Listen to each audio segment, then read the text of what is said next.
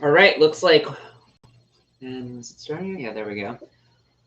And it's not moving, the timer. Oh, there we go.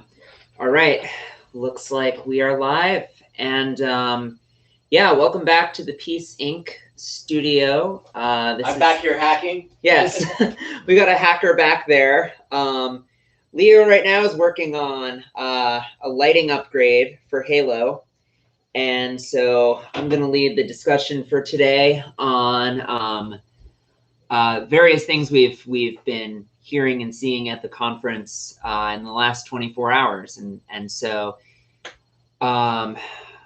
getting right into it, I know one of the things we wanted to talk about was there's this general theme that keeps coming up about how would you describe the Pete Kumbaya version of, if we do all these things and everybody follows our vision, then we'll have a utopia, basically. Variations of that. And you know, and visions are great. And somebody hearing that for the first time, that could entirely change their perspective. But I think so what we want to add to that is how we can take that and turn it into a tangible plan, right? And so a lot of times people in the consciousness community, you know, will be taught, you know, avoid conflict, avoid bad vibes, you know, avoid anything that makes you uncomfortable. And, you know, not everybody, but that is definitely a subset of individuals out there. And, you know, being comfortable all the time is one of the worst things you can do if your goal is to grow as a person and to grow as a society, right? Because change can be uncomfortable. Cognitive dissonance especially, right?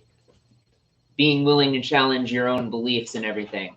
A lot of people will talk about, oh, you know, we could just make the world a whole lot more open and stuff if they, you know, get exposed to this technology. And then they themselves won't consider evidence that contradicts their view. You know, so that really is the cultural shift that I think, and, you know, I'm sure Leo would agree, like, really just needs to happen, is the shift from the collective, how do I say this? The shift from everybody else is the problem, but still that kumbaya vision, into, you know, practicing what you preach basically for yourselves.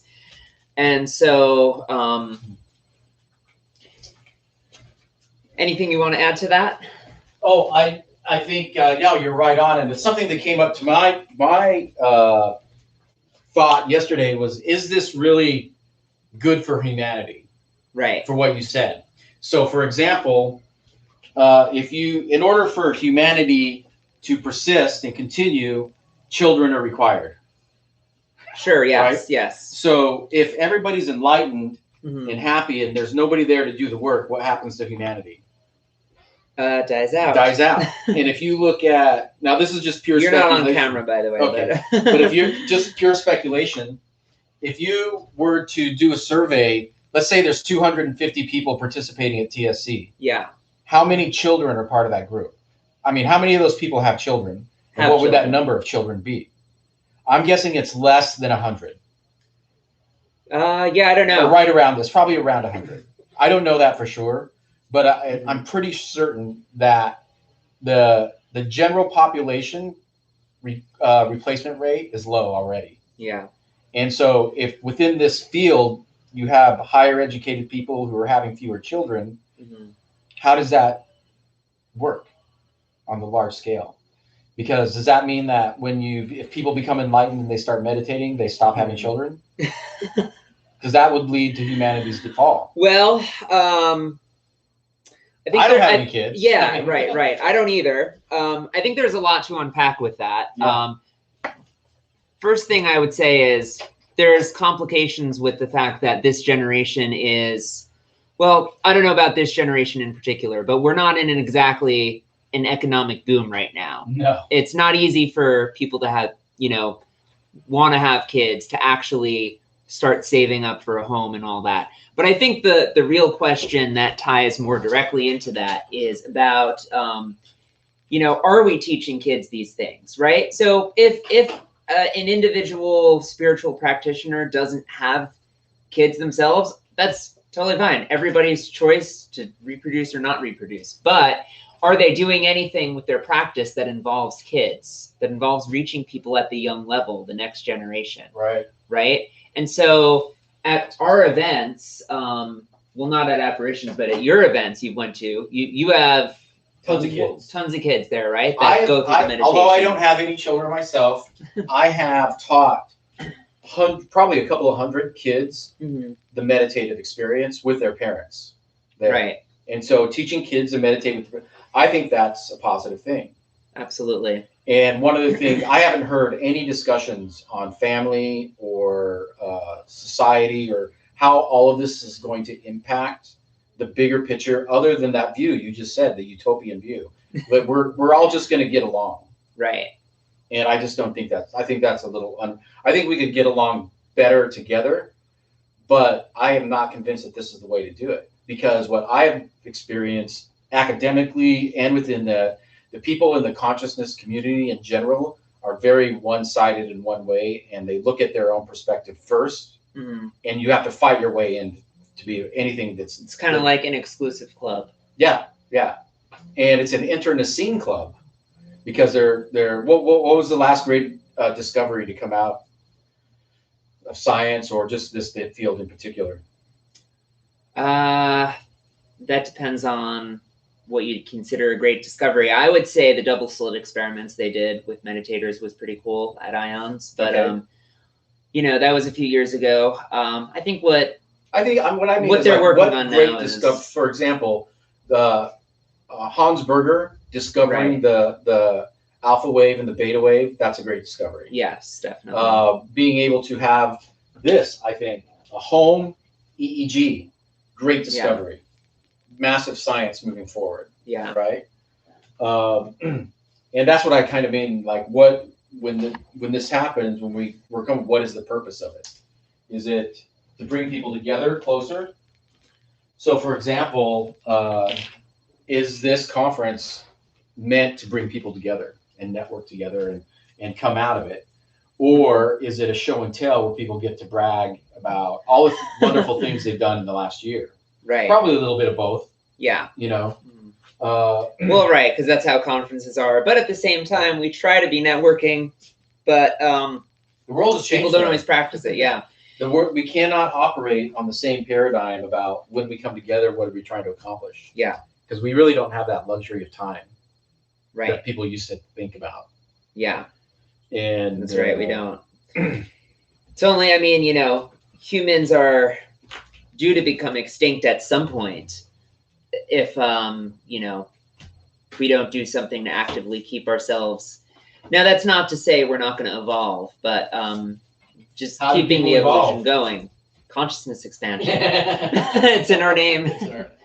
So this actually brings to mind, tangentially, I was watching a documentary the other day about Victorian era and Edwardian era technology, and how once electricity, refrigerators, indoor bathrooms, and plumbing was introduced into society, kind of all came out within a few decades, and people were so excited about it, but nobody took the time to slow down and think about the dangers. And there's always going to be dangers when introducing new technology. So we might look at, you know, like what we were saying about, is meditation and stuff really going to help the world? I think it can. It's a very powerful thing, but it has to be done right. We have to slow down at times. Even us here, with all this stuff we're developing, we have to think about, okay, how are we going to use this? How are we going to implement this right? We need to be strategic and think about ways that it can be used for malintent and everything. And so that's whenever you have new powerful technology, you always have to consider that. And so I think we're going to be facing a similar kind of period with this new era that we're coming into, with consciousness-driven technology more and more on the market. Yeah, it's going to become an increasing thing, is that we're going to have to navigate as a society the dangers around it. And we shouldn't just be ignorant and say, oh, everyone will come together and it'll be wonderful. Like, no, of course there's going to be dangers. Of course there's going to be people who use powerful stuff to be negative, right? But we don't use that as an excuse to not progress. Right. You have to take risks to make progress, but we need to learn from previous eras and apply that thinking to this. Anything you want to add to that? No, I agree, but I think in the context of the TSC show, do you find that there's an overall, like, what is the purpose of TSC? Well, overall, I would say it highlights the multidisciplinary nature of consciousness studies. Okay. And it really, that is one thing that this conference, I would say, does better than any other conference. Other conferences related to consciousness have their strengths. This one in particular is kind of a central hub for anyone's perspective to come together and discuss, debate ideas, and you know, show what they've developed and things of that sort. It's so yeah, I don't know if that answers your question, but that's how I. So that's what it's been for the last 25 years. Yeah. Right. So I haven't been there for 25 years, no. but but it's been going on for that long. Yeah. So how has that changed since COVID and all this? Well, it's online. It's online, which means it's got a diminished effect. Yeah. There's probably much fewer people participating. Our installation certainly isn't what it could be if we were in person. Right. Right. Yeah. So what have they compensated for that? And so what I see is missing. And again, this is just my military side coming out. So I'm like, sure. Yeah. Hey, let's take advantage of the time. This is stuff we got to do. And like, I would say, like, there are an immense amount of people who could collaborate and cross collaborate, but the mechanism for doing that doesn't exist, other than you have to search out and find somebody individually message and people. that's possible. It seems like an inefficient way, though. Yeah. At the same time, I do actually find some things beneficial about the virtual environment that I'm not saying it's better, that it replaces personal. It's definitely not better, but jinx. But I would say that what I was going to say, messaging people individually, having an app where you could just do that, you know, that'd be handy to have to supplement a real life conference too. Just have a shared app where you could just reach anyone. Obviously, you don't have everyone's numbers. Sam does that. Say, hey, I want to. I didn't know that actually. Yeah. That must have been new. It wasn't there in 2016. Yeah. It was. Oh, it was? Yep. Oh, I wasn't paying attention to that then.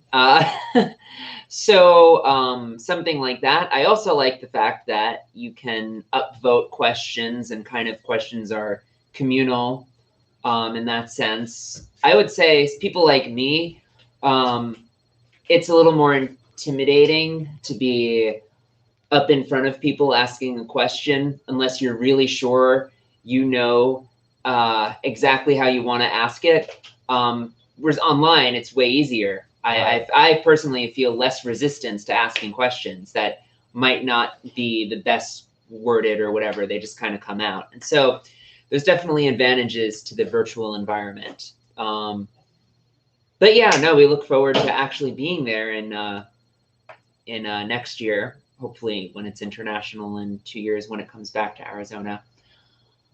Well, one of the things that I noticed, or that, and I understand a lot of people submit, and there's this idea of that this is a juried, not anybody can just get into this. Right. You have to actually write something. You can't just pay a fee and show up. Yeah, you can. To TSC? As an exhibitor? No, not as an exhibitor. As an exhibitor, you have to show some competency.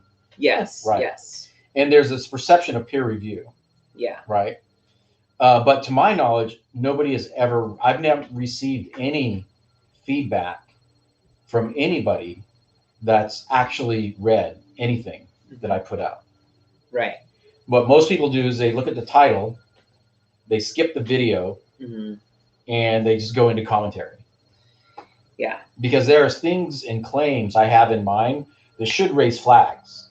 People should go, wow, is that real? Right. Ask questions about it. And then say, hey, can you justify that? But what most people do is they look at that and say, wow, that seems oddly amazing. I'm just going to ignore it. Yeah. Because that's kind of what I'm working on. And if somebody else came out with a better idea, I don't want to know about it. Right? That's kind of the underlying cognitive dissonance. There it is. Yeah, that's what it is. So I would say, like, if there was some way, some analysis or something, because, you know, for us, it's a little frustrating for me because we're watching these things and people are describing wishes and desires for devices like we have. Yeah. Or that they describe some thing in the future and we're like, hey, we've been doing that already. So there's no real venue for that. Right. There's no way to say, hey, so there's no judge and jury. It's like everybody gets a trophy. Participation trophies. Yeah. We have a comment from Jillian Bell. I know her. Hey guys, it's Jillian and her son Oliver with girlfriend Caitlin watching your show on the marijuana. We are discussing for a question for you. Okay. Okay, sounds good. Yeah, no, we're going to end this stream in a minute, but we would definitely, if you want to follow up with us, reach out. We'd love to discuss this further. We're giving personal demos pretty much all week and probably most of next week, and we are getting ready to launch a Kickstarter campaign right after the conference ends. So, no, that's gonna have to go out tomorrow. Yeah. Okay. Well, right at the end of the conference. It's live right now. We're just gonna launch it soon. But. Yes. Okay. To be launched within the next 24 to 36 hours, and so we'll keep you all posted on that. And yeah, I think that was a good discussion for today. Anything you wanted to go over for yesterday, other than the amazing rap? Oh, the amazing. Yeah, that was very good, and a great example of bringing art into science. Yeah, so that all science is art.